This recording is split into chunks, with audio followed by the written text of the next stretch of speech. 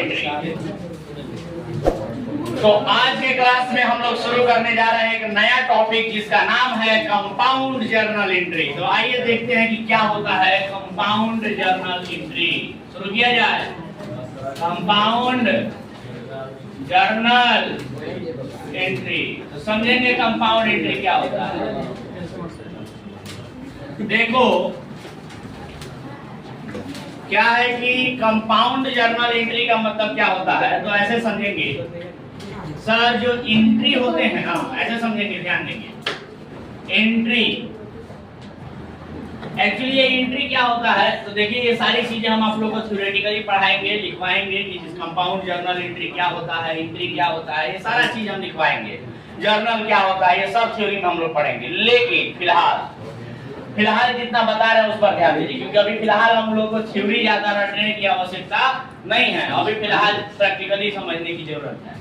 तो एंट्री क्या होता है सर, तो ध्यान दीजिएगा, जो जर्नल एक्चुअली क्या है कि जो क्वेश्चन में ट्रांजैक्शन दिया गया है ना, आप लोग क्या देख रहे हैं, हर क्वेश्चन में ढेर सारे ट्रांजैक्शन देख रहे हैं और हर ट्रांजैक्शन को आप लोग 3-3 स्टेप में रिकॉर्ड कर रहे हैं। फिलहाल तो इतना ही बताया ना कि हर ट्रांजैक्शन को 3-3 स्टेप में रिकॉर्ड करना है। बोलो ना, यही जानते हो ना, हर ट्रांजैक्शन को 3-3 स्टेप में रिकॉर्ड करना है। तो जो रिकॉर्डिंग का काम आप लोग कर रहे हैं ना, जो रिकॉर्डिंग का काम आप लोग कर रहे हैं, उसी रिकॉर्डिंग को क्या कहा जाता है, उसी रिकॉर्डिंग को एंट्री कहा जाता है, या कहा जाता है कि जर्नल एंट्री है। वो क्या है, जब उसी को फॉर्मेट में बनाते हैं ना, अभी तो कोई फॉर्मेट वगैरह आप लोगों को नहीं बता रहे हैं, अभी तो बस बता रहे हैं 3 स्टेप में रिकॉर्ड करो, क्योंकि प्रैक्टिस कराना है। अभी तो फिलहाल आप लोगों को हम बता रहे हैं कि 3 स्टेप में अकाउंट की पहचान करो, उसके बाद ये बताओ कि उनका नेचर क्या है, नेचर पहचान के पर्सनल रियल नॉमिनल बताओ, और फिर उनका गोल्डन रूल पढ़ के उनको डेबिट और क्रेडिट करो। फिलहाल तो यही बताया है ना। अभी आप लोगों को हम पूरा एनालिसिस यानी विश्लेषण के साथ बता रहे हैं। जब आप सभी अच्छे से विश्लेषण सीख लीजिएगा तो उसके बाद आप लोगों को बताया जाएगा फॉर्मेट में सारी चीजें कैसे बनेंगी। ठीक है, इधर ध्यान दो, इधर ध्यान दो। तो जो आप लोग रिकॉर्डिंग अभी कर रहे हैं, 3-3 स्टेप में हर ट्रांजैक्शन को लिख रहे हैं, उसी को क्या कहा जाता है, एंट्री कहा जाता है। लेकिन ये जो एंट्री होता है ना, ये 2 प्रकार का होता है। कितने प्रकार का होता है, ये एंट्री 2 प्रकार का होता है। ये एंट्री जो होता है ये 2 प्रकार का होता है। कौन कौन से 2 प्रकार के एंट्री होते हैं सर, तो एक एंट्री को बोलते हैं सिंपल एंट्री। कौन सा एंट्री, सिंपल एंट्री। और दूसरे वाले को बोलते हैं कंपाउंड एंट्री, कंपाउंड एंट्री। अब देखिए हिंदी में कहें तो सिंपल एंट्री, एंट्री का मतलब, जर्नल एंट्री का मतलब आप कह सकते हैं रोजनामचा, हिंदी में कहे तो रोजनामचा जो होता है वो 2 प्रकार का होता है। एक सिंपल माने साधारण रोजनामचा, सिंपल एंट्री, और दूसरा होता है कंपाउंड एंट्री यानी कि मिश्रित रोजनामचा। कंपाउंड शब्द के बारे में आप लोग पहले भी जानते होंगे, जानते हैं क्या? कंपाउंड शब्द आप लोगों ने 10th क्लास तक कई बार पढ़ा होगा, केमिस्ट्री वगैरह कभी पढ़े हैं, और केमिस्ट्री में आप लोगों ने कंपाउंड शब्द के बारे में जरूर सुना होगा कि जब 2 या 2 से अधिक चीजों को आपस में मिला दिया जाता है तो क्या बन जाता है, कंपाउंड बन जाता है। यही ना सीखे होंगे। ठीक यहाँ भी ऐसे ही है, कहेगा कि जब 2 या 2 से अधिक लेन देनों को आपस में मिला दिया जाएगा, या जब 2 या 2 से अधिक लेन देनों को एक साथ लिखा जाएगा तो उसी को कंपाउंड कहा जाएगा। मतलब वही है, बस वहां पर केमिकल हुआ करता था और यहाँ पर क्या हो जाएगा, ट्रांजैक्शन हो जाएगा, क्योंकि हम लोग क्या सीख रहे हैं, ट्रांजैक्शन सीख रहे हैं। आ रहा है क्या बात समझ में? तो सर होता क्या है कि ये कैसे पहचानेंगे कि सिंपल एंट्री है और कैसे पहचानेंगे कि कंपाउंड एंट्री है, तो जरा गौर करेंगे। अगर किसी एंट्री में, एंट्री करने का मतलब जो 2 अकाउंट आप लोग पहचानते हैं ना, और उसको आगे की तरफ हम लोग प्रोसेस करते हैं, उसी को एंट्री कहा जाता है। तो अगर किसी ट्रांजैक्शन में ओनली केवल 2 ही अकाउंट अफेक्टेड होते हैं यानी प्रभावित होता है, अगर किसी ट्रांजैक्शन में, फिर से बोलते हैं समझिएगा, अगर किसी लेन देन में, अगर किसी ट्रांजैक्शन में केवल 2 ही अकाउंट प्रभावित होता है तो ऐसे एंट्री को सिंपल एंट्री कहा जाता है। अगर किसी लेन देन में केवल 2 ही अकाउंट प्रभावित होता है, समझ आ रहा है क्या? अगर किसी लेन देन में केवल 2 ही अकाउंट प्रभावित होता है तो उसको सिंपल एंट्री कहा जाता है। क्या कहा जाता है, बोलो ना, क्या कहा जाता है, सिंपल सिंपल एंट्री कहा जाता है। ठीक है, सिंपल एंट्री कहा जाता है। ध्यान दीजिए, बैठो ना, आगे कहाँ आ रहे, वहीं बैठो। चलो देखो, तो अभी तक जितना आप लोगों ने सीखा है, जरा उस पर फोकस करेंगे। अभी तक जितना आप लोगों ने सीखा है, आप लोगों को हर ट्रांजैक्शन में हम यही बताया करते थे कि कम से कम 2 अकाउंट की पहचान करो। सबसे पहला स्टेप यही था ना कि कम से कम 2 अकाउंट की पहचान करो। तो जो सबसे पहला काम होता था कि कम से कम 2 अकाउंट की पहचान करना है कि नहीं सर? वही जो है 2 अकाउंट जो हम लोग पहचानते थे, इसका मतलब है अभी तो हम लोगों ने सीखा यहाँ पर कि ऐसा कोई ऐसा ट्रांजैक्शन जिसमें केवल 2 ही अकाउंट क्या होते हैं, प्रभावित होते हैं, उन्हीं को हम लोग क्या कहते हैं, सिंपल एंट्री कहते हैं। मतलब ये कहने का हुआ कि अभी तक आप लोगों ने जितना काम किया और सीखा हमारे साथ, वो सब के सब क्या था, सिंपल एंट्री था सर। क्योंकि उसमें हर ट्रांजैक्शन में आप लोगों ने देखा होगा कितने अकाउंट होते थे, 2 ही अकाउंट होते थे। बट अब आज के क्लास में आपको सीखना है कंपाउंड एंट्री के बारे में। किसके बारे में सीखना है?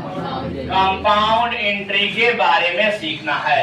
तो आइए सर ध्यान दीजिए, यहाँ पर क्या होता है कंपाउंड एंट्री। तो कंपाउंड एंट्री किसे कहेंगे? तो कहता है कि कोई ऐसा ट्रांजैक्शन, कोई ऐसा ट्रांजैक्शन, ध्यान दीजिएगा, कहता है कोई ऐसा ट्रांजैक्शन जिसमें मोर देन, ध्यान दीजिएगा यहाँ पर, कोई ऐसा ट्रांजैक्शन जिसमें मोर देन 2 अकाउंट, जिसमें more than 2 account are affected, यानी प्रभावित होता है। ऐसा एंट्री, ऐसा अकाउंट, ऐसा ट्रांजैक्शन जिसमें मोर देन 2 अकाउंट, यानी 2 से ज्यादा, 2 से अधिक अकाउंट अफेक्टेड यानी प्रभावित होते हैं, उन ट्रांजैक्शन को, उन एंट्री को क्या कहा जाता है? और ये कब होता है सर? जब 2 या 2 से अधिक ट्रांजैक्शन, 2 या 2 से अधिक ट्रांजैक्शन को हम लोग एक साथ लिखते हैं, तो उन्हीं को एक साथ लिखने की वजह से 2 से ज्यादा अकाउंट प्रभावित हो जाते हैं, और इसलिए उनको क्या कहा जाता है? कंपाउंड एंट्री कहा जाता है। तो साधारणतः ध्यान देना है यहाँ पर, मेरे कहने का लॉजिक ये है कि सर अभी तक जो आप लोगों ने पढ़ा था वो था सिंपल एंट्री, और अब आप लोगों को जो पढ़ना है वो है कंपाउंड एंट्री। मतलब अभी तक आप लोगों ने देखा था कि 2 ही अकाउंट की हम लोग पहचान करते थे, बट अब ऐसा हो सकता है कि कोई ट्रांजैक्शन आपको ऐसा दिया जाए जिसमें 2 से अधिक अकाउंट भी प्रभावित हो सकता है। यानी 3 अकाउंट हो सकते हैं, 3 अकाउंट की पहचान करनी पड़ सकती है, 4 अकाउंट की पहचान करनी पड़ सकती है, 5 अकाउंट की भी पहचान करनी पड़ सकती है। आया क्या बात समझ में? मतलब 2 से अधिक अकाउंट होना चाहिए, और 2 से अधिक अकाउंट अगर आप लोग लिखते हैं तो उसी को क्या कहते हैं? कंपाउंड एंट्री कहा जाता है। कोई दिक्कत? चलिए आप जरा ध्यान देंगे, सर ये कंपाउंड एंट्री कब बनाया जाता है, ये कब होता है, कौन सा सिचुएशन होता है? तो कहता है ये ऐसे कौन से ट्रांजैक्शन होंगे जिनको हम लोग कंपाउंड एंट्री के रूप में लिखते हैं। तो कहा जाता है कि जब कभी भी सेम डेट में, ध्यान देना, जब कभी भी सेम डेट में और सेम नेचर का, सेम नेचर का मतलब बोलो ना, नेचर का मतलब प्रकृति। तो कहता है जब सेम डेट में सेम नेचर का ट्रांजैक्शन होता है, जब सेम डेट में सेम नेचर का ट्रांजैक्शन होता है, तो ऐसे सिचुएशन में उन सभी को अलग अलग लिखने के बजाय हम लोगों को क्या करना होता है? एक साथ लिख देना होता है, और उसी को हम लोग कहते हैं कंपाउंड एंट्री। एग्जांपल के माध्यम से समझाएंगे तो ज्यादा बेहतरी से समझ में आएगा। आइए एग्जांपल एक तो देखते हैं। जैसे एक एग्जांपल लिखते हैं, यहाँ सभी लोग गौर करेंगे। अगर आप लोगों ने ये ट्रांजैक्शन को देखा है, जैसे यहाँ पर कहें बिजनेस स्टार्टेड विद कैश, क्या आप लोग इसको बता सकते हैं? ₹1 लाख, यानी नगद से व्यवसाय प्रारंभ किया। बता सकते हो क्या इसके बारे में? नगद से व्यवसाय प्रारंभ किया, इसको बता सकते हो? बोलो ना। नगद से व्यापार प्रारंभ किया, ₹1 लाख, क्या इसको लिख सकते हो? चलो बताओ तो। कैश अकाउंट और कैपिटल अकाउंट। यस सर, आपने देखा कि व्यवसाय में कैश आया है तो कैश अकाउंट, और पूंजी के रूप में आया है यानी बिजनेसमैन ने लगाया है तो कैपिटल अकाउंट। आपने क्या किया? 2 अकाउंट की पहचान किया कि नहीं किया? दो अकाउंट की पहचान किया और आगे का काम तो आप लोग कर ही लीजिएगा। हम अकाउंट पर बस फोकस करवाना चाहते हैं, लेकिन अभी हम क्या करने जा रहे हैं, इसमें थोड़ा सा परिवर्तन करने जा रहे हैं। जरा उस परिवर्तन को गौर से देखिएगा, अभी परिवर्तन ध्यान दीजिएगा। अगर हम कहें बिजनेस स्टार्टेड विद, व्यवसाय शुरू किया गया, कैश ₹1 लाख एंड ध्यान देना यहां पर, एंड मशीन ₹50,000। यानी कि व्यवसाय शुरू किया गया, व्यवसाय हिंदी में लिखे तो व्यवसाय शुरू किया गया, व्यवसाय शुरू किया गया नगद 1 लाख रुपए से और बोलो ना, और मशीन 50,000 रुपए से। देख पा रहे हो क्या? बोलो, कोई दिक्कत? क्या कहीं गलती हो गया है? ये दोनों एक जैसा दिख रहा है ना? चलो ठीक है। अब जरा यहाँ पर गौर कीजिएगा, सर वहां जो व्यवसाय शुरू किया गया था, प्रारंभ किया गया था, वो सिर्फ और सिर्फ कैश से शुरू किया गया था, नगद पैसा सिर्फ व्यवसाय में लगाया गया था। लेकिन यहाँ आप देख सकते हैं कि नगद पैसा के साथ साथ, बोलो ना, नगद पैसा के साथ साथ मशीन भी लगाया गया है। सर क्या लगाया गया है? मशीन भी लगाया गया है। तो अब बताओ कि यहाँ पर इस वाले लेन-देन में केवल पैसा बिजनेस में आ रहा था, तो कैश अकाउंट और कैपिटल अकाउंट। लेकिन यहाँ पैसा तो आ ही रहा है, तो कैश अकाउंट तो लिखेंगे ही, लेकिन साथ में मशीन भी तो आ रहा है। अरे मशीन लगा के भी तो बिजनेस शुरू किया गया है, तो मशीन भी तो आया। अब मशीन आया तो कैश के साथ मशीन भी तो लिखेंगे। समझ रहे हो बात? मतलब यहाँ पर कैसे लिखेंगे सर? यहाँ लिखेंगे कैश अकाउंट, मशीन आया तो मशीन अकाउंट, और दोनों बिजनेसमैन ने लगाया है तो उसके नाम के जगह पर कैपिटल अकाउंट। समझ पा रहे हो क्या? देख रहे हो, 2 से ज्यादा अकाउंट हो गए यहाँ पर, 2 से ज्यादा अकाउंट हो गए। और यही तो हम लोग सीख रहे थे सर, कि जब 2 से ज्यादा अकाउंट हो जाते हैं प्रभावित, तो उन्हीं को क्या कहा जाता है? कंपाउंड एंट्री कहा जाता है। लॉजिक समझ में आया क्या? तो देखो ना, 2 से ज्यादा अकाउंट दिख रहा है कि नहीं दिख रहा? अब मजे की बात देखो, हमने बताया था कि ये 2 से ज्यादा अकाउंट कब होंगे? तो जब सेम डेट में सेम नेचर के लेन देन होंगे। जब सेम डेट में सेम नेचर के लेन देन, 2 या 2 से अधिक लेन देन होंगे, तो उनको अलग अलग लिखने के बजाय एक साथ लिख दिया जाएगा और उसी को कंपाउंड एंट्री कहा जाएगा। अब जरा इसको और अच्छे से समझो। जैसे यहाँ पर जो लेन देन आप लोग देख पा रहे हैं, व्यवसाय शुरू किया गया है नगद ₹1 लाख से और मशीन बोलो ना 50,000 रुपए से। अब जरा गौर से सुनना, इसको हम तोड़ के बोलते हैं कैसे। ऐसा हुआ कि 1 जुलाई 2023 को व्यवसाय शुरू किया गया। कौन से डेट को? 1 जुलाई 2023 को।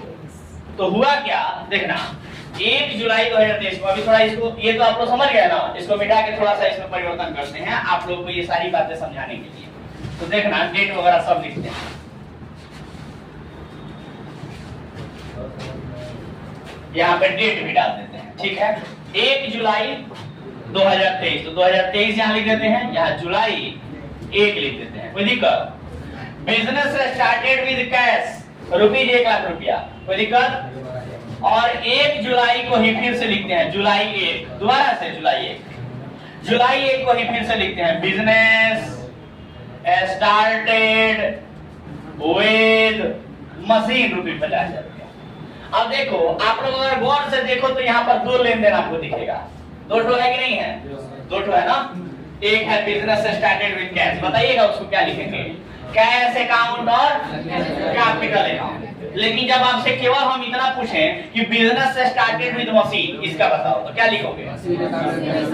बोलो ना, मशीन अकाउंट और कैपिटल अकाउंट। मशीन अकाउंट और, अगर हम ये ऊपर वाला मिटा दें, ये ऊपर वाला मिटा दें और कहें कि आप बताओ, इसका बताओ।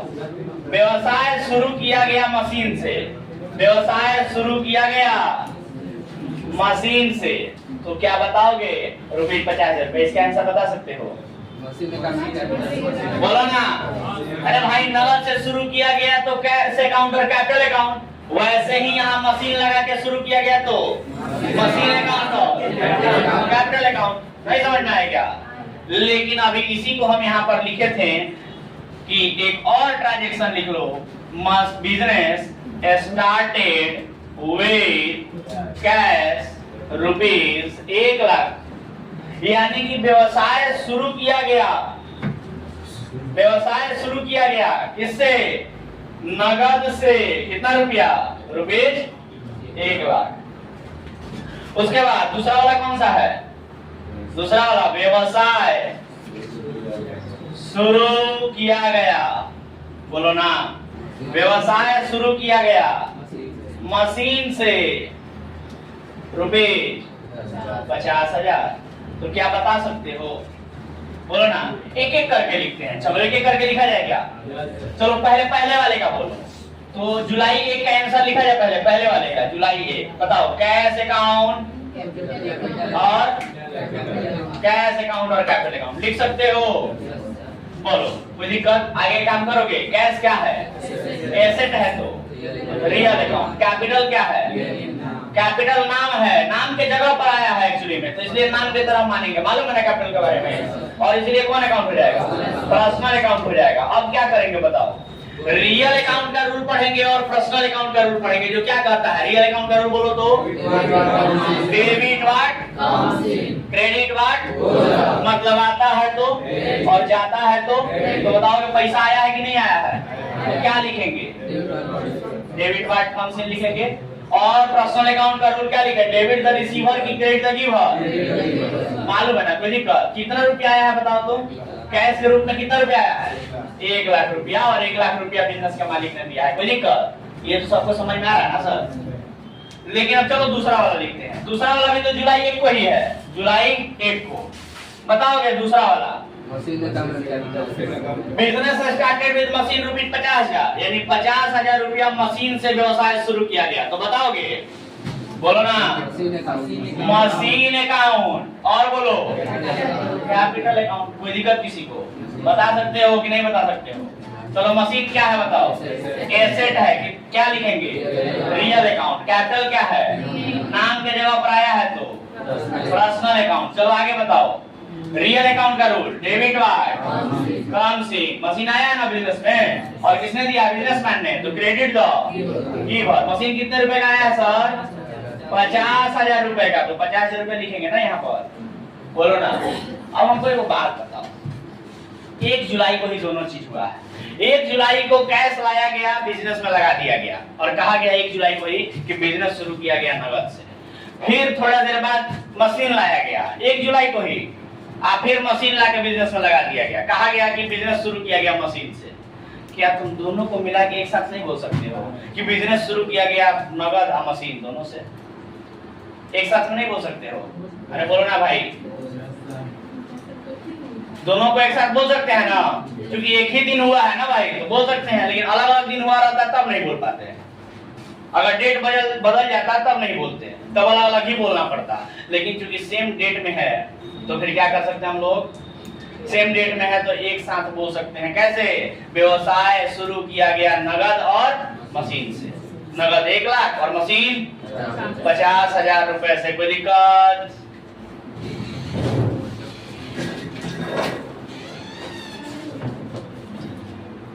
चलो ध्यान दो। तो मेरे कहने का मतलब ये है कि जब दोनों ही लेन देन सेम डेट में हुआ है, तो दोनों को अलग अलग लिखने के बजाय हम लोग एक साथ में लिख सकते थे। लिख सकते थे कि नहीं लिख सकते थे? कैसे लिखते अगर दोनों को एक साथ लिखना होता तो? चलो देखो कैसे लिखते दोनों को एक साथ लिखना होता तो दोनों को अगर एक साथ लिखना होता तो हम कहते हैं कि व्यवसाय शुरू किया गया नगद 1,00,000 रुपए से और मशीन 50,000 रुपए से। यही कहते हैं ना? तो वैसे सिचुएशन में हम लोग कैसे लिखते बताओ? बोलो ना। पीछे क्या लिखते हैं? Cash account. बिजनेस में कैश आया तो उसके लिए कैश अकाउंट। बिजनेस में कैश के अलावा और क्या आया है? मशीन आया है, तो मशीन अकाउंट। और किसने दिया है? बिजनेस के मालिक ने, तो उसके लिए कैपिटल अकाउंट। किसी को दिक्कत? चलो आगे बता सकते हो। कैश क्या है? एसेट है तो रियल अकाउंट। मशीन क्या है? ये भी एसेट है तो रियल अकाउंट। और कैपिटल क्या है? नाम के जगह पर आया है तो पर्सनल अकाउंट। चलो आगे रूल पढ़ो। मशीन, कैसा मशीन आया है ना, तो दोनों को डेबिट वार्ड कम सिन कर दें। अरे बोलो ना भाई, दोनों को डेबिट वार्ड कम से लिख दें। और बिजनेसमैन दिया है तो उसको क्या लिख दें? Credit giver. जरा ढंग से बताना, कैश कितना रुपया आया है? 1 लाख। कैश कितना आया है? 1 लाख। मशीन कितना आया है? 50,000। अब दोनों मिला के बिजनेस के मालिक ने कितना दिया है? क्या ऐसे नहीं लिख सकते हम लोग? समझ गए बात? सर इसी को तो बोलते हैं कंपाउंड एंट्री। कोनो बहुत रॉकेट साइंस थोड़ी है। 2 या 2 से अधिक लेन देनों को एक साथ लिख देना है, वही क्या बन जाएगा? Compound entry. केमिस्ट्री में पढ़ते थे 2 या 2 से अधिक केमिकल को एक साथ मिला देंगे तो कंपाउंड बन जाएगा केमिकल। नहीं समझ गए? कौन बहुत रॉकेट साइंस नहीं है सर कि पता नहीं कौन सा भारी टॉपिक है। कौन भारी टॉपिक नहीं है, बहुत आसान टॉपिक है। बस ध्यान देना है कि अब अलग अलग ट्रांजैक्शन जो होंगे उनको अलग अलग लिखने के बजाय एक साथ लिखना होगा। अगर कब लिखना होगा? जब सेम डेट में हुआ होगा और सेम नेचर का हुआ होगा। अच्छा, सेम डेट तो आप लोगों को समझ में आता है कि दोनों ही 1 जुलाई को हुआ था। सर ये सेम नेचर कैसे पहचान में आएगा? सेम नेचर का मतलब ये होता है, समझिए आसान भाषा में, सेम नेचर का मतलब होता है कि जब कोई एक अकाउंट, ध्यान से सुनना, बड़ा इंपॉर्टेंट वर्ड है, जब कोई एक अकाउंट या तो बार बार डेबिट हो रहा हो, जब कोई एक अकाउंट या तो बार बार डेबिट हो रहा हो या तो बार बार क्रेडिट हो रहा हो, तो उसको बोलते हैं सेम नेचर।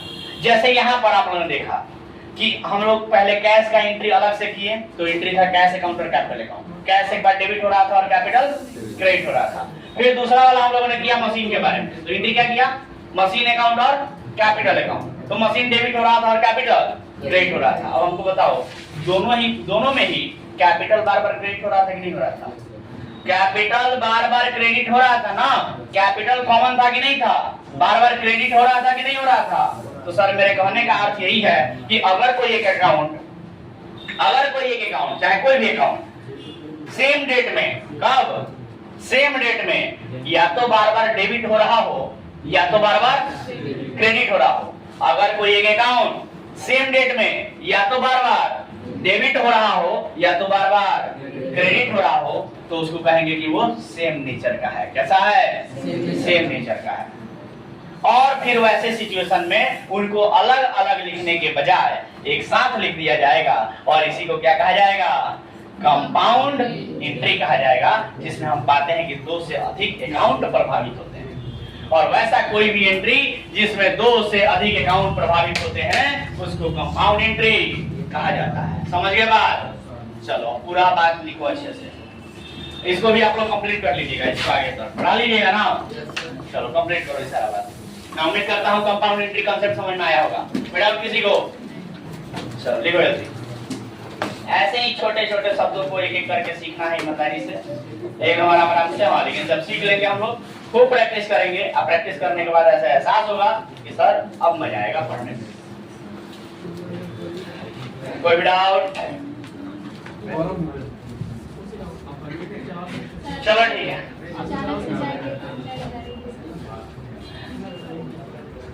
तो आगे बढ़ा जाए सर, बोलिए ना।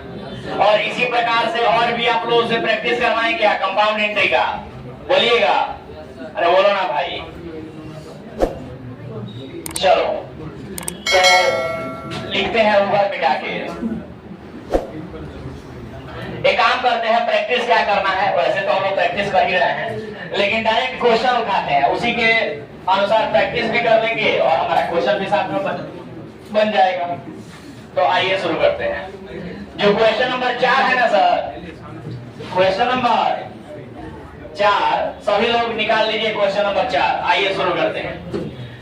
क्वेश्चन नंबर 4 में लिखा है जर्नल बनाना है, डेट दिया है 1 मार्च 2000। अरे बोलो ना, हरकत नहीं। 1 मार्च 2022 नए वाले बुक में देखिए 1 मार्च 2022 लिखा हुआ है। तो चलिए डेट डाल लेते हैं, 2022 मार्च एक, ऐसे डाल ले क्या। चलो क्या बोला गया है, देखो तो क्वेश्चन देखो क्या बोला गया है। Started business with cash rupees 2,50,000 and goods worth rupees 40,000। यानी कि व्यवसाय शुरू किया गया है नगद 2,50,000 रुपए से और 40,000 रुपया गुड्स से। तो लिख ले क्या, स्टार्टेड बिजनेस, यही लिखा है ना, स्टार्टेड बिजनेस विथ कैश, बोलो with cash rupees 2,50,000, rupees 2,50,000 and stock goods, goods को स्टॉक यही बोलते हैं, goods rupees worth rupees 40,000। Worth का मतलब होता है वैल्यू का, मूल्य का, यानी गुड्स 40,000 रुपए वैल्यू का, 40,000 रुपए मूल्य का। समझिए बात। चलो तो इसको हिंदी में कैसे लिखेंगे, 2.5 लाख रुपए हिंदी में अगर लिखना होगा तो ऐसे लिखेंगे, 2,50,000 रुपए नगद और 40,000 रुपया, 40,000 रुपया माल से व्यवसाय शुरू किया। किसी को दिक्कत, बोलो ना, किसी को दिक्कत। तो 2.5 लाख रुपया नगद और 40,000 रुपया गुड्स से बिजनेस शुरू किया। तो इसमें आप देख सकते हैं कि दो चीजें बिजनेस में लगाई गई है बिजनेस को शुरू करने के लिए। कौन कौन सी दो चीजें, पहला कैश और दूसरा गुड्स। पहला कैश लगाया गया है और दूसरा गुड्स लगाया गया है। तो जब कैश लगाया गया है तो उसके लिए हम लोग लिखेंगे, बोलो क्या, कैश लगाया गया है तो उसके लिए लिखेंगे कैश अकाउंट, और गुड्स लगाया गया है उसके लिए लिखेंगे स्टॉक अकाउंट। और दोनों मिला के बिजनेसमैन ने ही तो लगाया है ना, तो उसके लिए कैपिटल अकाउंट। किसी को दिक्कत, करोगे काम आगे का। चलो बताओ कैश क्या है, एसेट है तो रियल अकाउंट। स्टॉक क्या है, ये भी एसेट है तो रियल अकाउंट। और कैपिटल क्या है, नाम की जगह पर आया है इसलिए पर्सनल अकाउंट। किसी को डाउट है तो बोलो, बोलो ना, नहीं है ना डाउट, आगे बढ़ सकते हैं क्या। अब रियल अकाउंट का रूल पढ़ेंगे, फिर रियल अकाउंट का और फिर पर्सनल अकाउंट का। तो पढ़ो रियल अकाउंट का rule, debit what, credit what, मतलब आता है तो और जाता है तो बोलना है सर, बोलना है, गलत बात है। बोलने में कोई नाइंसाफी नहीं करेगा, कभी नहीं करेगा। तो बताओ ना, पैसा आया है कि गया है, आया है। तो डेबिट व्हाट कम्स इन लिखें या क्रेडिट व्हाट गोज आउट लिखें, डेबिट व्हाट कम्स इन, बोलो ना। और बताओ स्टॉक भी आया है ना, तो स्टॉक के लिए भी डेबिट व्हाट कम्स इन लिखें या क्रेडिट व्हाट गोज आउट लिखें, डेबिट व्हाट कम्स इन लिखेंगे। किसी को दिक्कत। चलो पर्सनल अकाउंट का रूल बताओ, debit the receiver, credit the giver. यानी बिजनेसमैन ने लिया है कुछ या बिजनेस को कुछ दिया है, बिजनेस को दिया है ना, तो डेबिट द रिसीवर कहें या क्रेडिट द गिवर कहें, क्रेडिट द गिवर कहेंगे। चलो अमाउंट में लिखते चलो, अमाउंट भी। कैश कितना आया है, 25, कितना आया है कैश, 2,50,000 रुपया। स्टॉक कितना आया है, 40,000 रुपया। दोनों मिला के बिजनेसमैन ने कितना दिया है, 2,90,000। समझ गए बात, बोलो ना। क्या कोई दिक्कत है बनाने में। चलो ऐसे ही अगला ट्रांजेक्शन लिखते हैं। मार्च 1, 2022 के बाद 5 मार्च 2022 को क्या लिखा है, देखो 2022 March 5, goods purchase from Vinod Agarwal 50,000 रुपया। 5 मार्च 5 लिखते क्या, बताओ, goods purchase from Vinod Agarwal rupees 50,000। यानी कि विनोद अग्रवाल से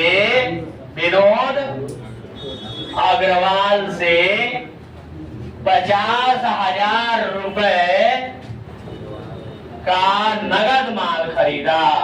नहीं, नगद कहाँ लिखा है, नगद नहीं लिखा है। 50,000 रुपए का माल खरीदा।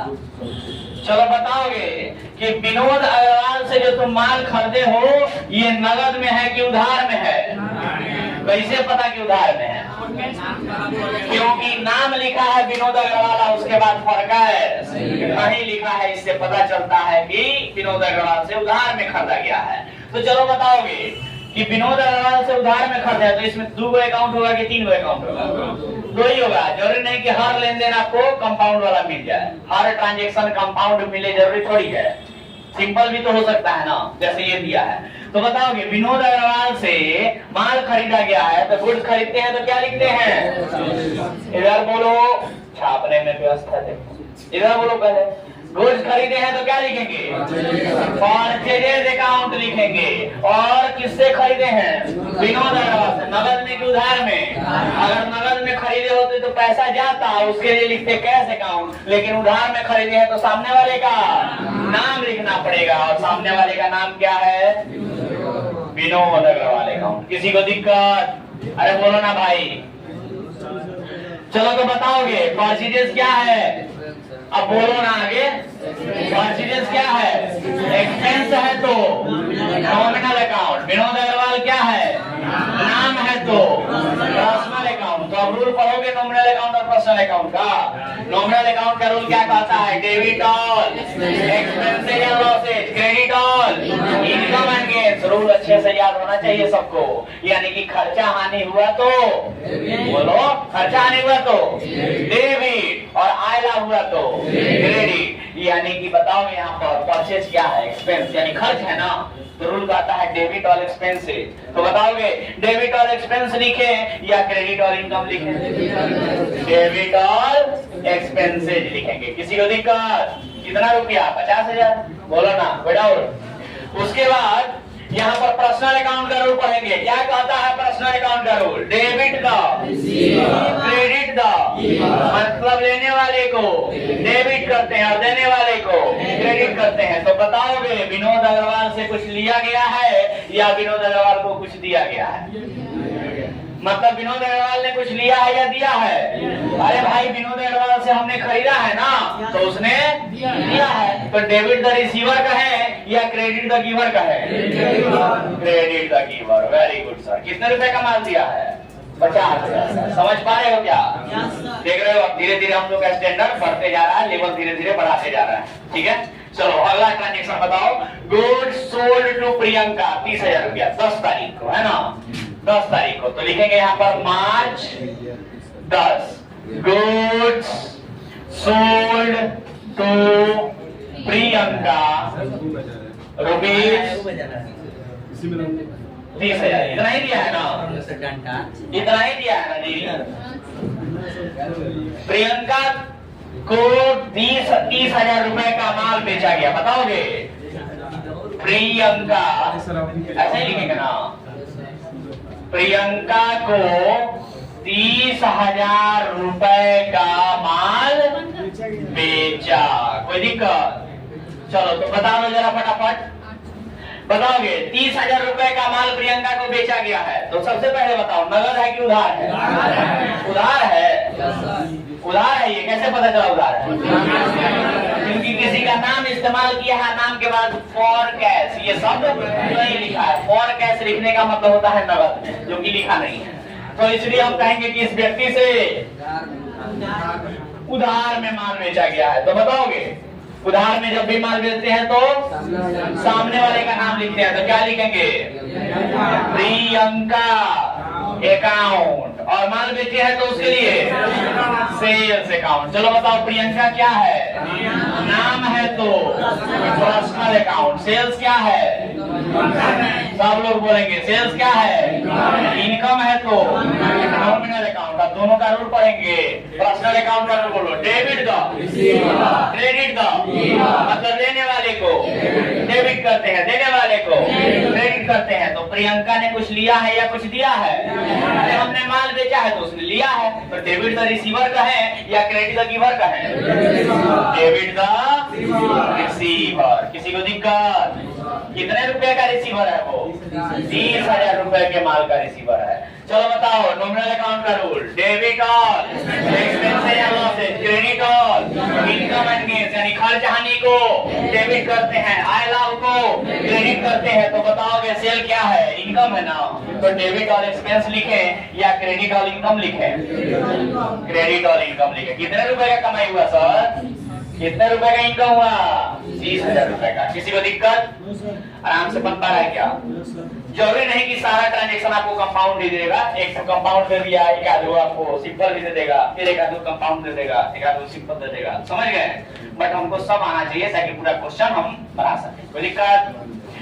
तो देखो इस क्वेश्चन में, क्वेश्चन नंबर 4 का ए में टोटल मिला के 5 गो ट्रांजेक्शन दिया है, 3 हम लोगों ने बना लिया, 2 और बाकी है। तो लिख लिए क्या आप सभी लोग? देखिए ऐसा है कि चूंकि समय खत्म हो चुका है, अब अगर हम बाकी के दोनों ट्रांजेक्शन के बारे में बताते हैं तो समय लेट हो जाएगा। वैसे तो दोनों ट्रांजेक्शन जो बचा हुआ है 20 तारीख को और 22 तारीख को, आप देख सकते हैं दोनों ही ट्रांजेक्शन आप लोगों से आसानी से बन जाएगा, क्योंकि ऑलरेडी डिस्काउंट के बारे में हम पढ़ा चुके हैं, है कि नहीं? डिस्काउंट के बारे में कल ही पढ़ा है। तो डिस्काउंट से रिलेटेड ट्रांजेक्शन दिया हुआ है 20 तारीख और 22 तारीख को, जो आप सभी अगर प्रयास करें तो बन जाएगा। सिर्फ और सिर्फ 2 ही ट्रांजेक्शन बचा हुआ है। क्वेश्चन नंबर कौन सा था ये? अरे क्वेश्चन नंबर कौन सा था ये? 4 का ए, 4A ये क्वेश्चन था। क्वेश्चन नंबर 4A था। तो क्वेश्चन नंबर 4A का 3 ट्रांजेक्शन हमने बता दिया है। 2 ट्रांजेक्शन जो है वो आप लोग प्रयास करके बनाइएगा, बन जाएगा। नहीं बना तो अगले क्लास में तो हम हैं ही। मिलते हैं आप लोगों से अगले क्लास में, तब तक के लिए